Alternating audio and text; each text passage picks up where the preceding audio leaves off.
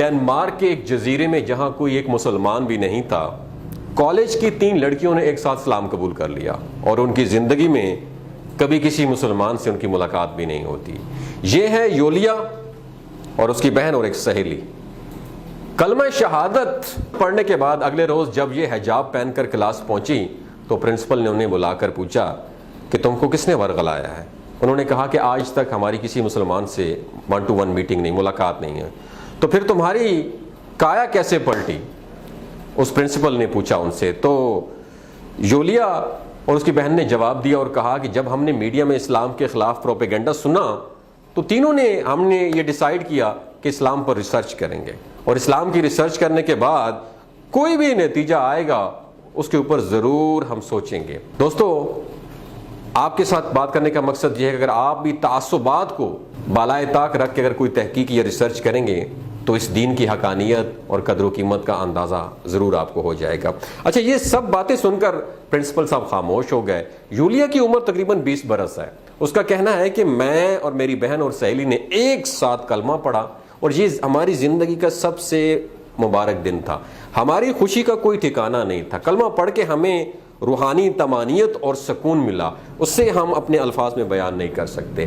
اب تک کسی عالم دین تو دور کی بات، کسی عام مسلمان سے بھی ہماری 1 to 1 میٹنگ نہیں ہوئی ہے۔ سارے احکامات پر خود سے ہم نے سوشل میڈیا اور نیٹ سے معلومات حاصل کر کے اس میں ہم نے پریکٹیکل عمل کرنا شروع کر دیا۔ اسلام قبول کرنے کے بعد پھر میں نے قرآن کریم کو بھی خود پڑھنا شروع کیا۔ پھر تو میرے ذہن میں پہلے سے موجود ہر اشکال کا جواب جو ہے نا مجھے ملتا رہا۔ اب مجھے کوئی بھی ذہنی خلش ہو تو میں قرآن کریم کی طرف رجوع کر لیتی ہوں، مجھے ہر سوال کا جواب بھی مل جاتا ہے اور عجیب سعادت کا بھی مجھے احساس ہوتا ہے۔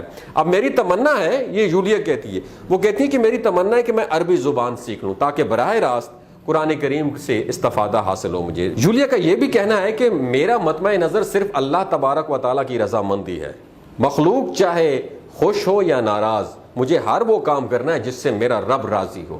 میرے پاس جو کچھ بھی ہے وہ سب میرے اللہ تعالیٰ، میرے رب العالمین کی امانت ہے۔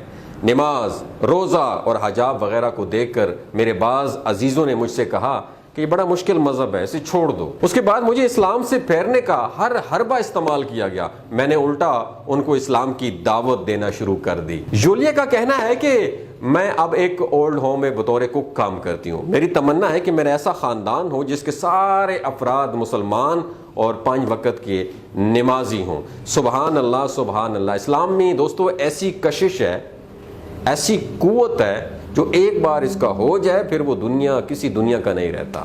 جو ایک بار اپنے رب کو پا لیتا ہے، اس کے پیارے نبی محمد مصطفیٰ صلی اللہ علیہ وآلہ وسلم کی تعلیمات کو پڑھتا ہے تو پھر اس کا واپس دنیا میں جانے کو دل نہیں کرتا۔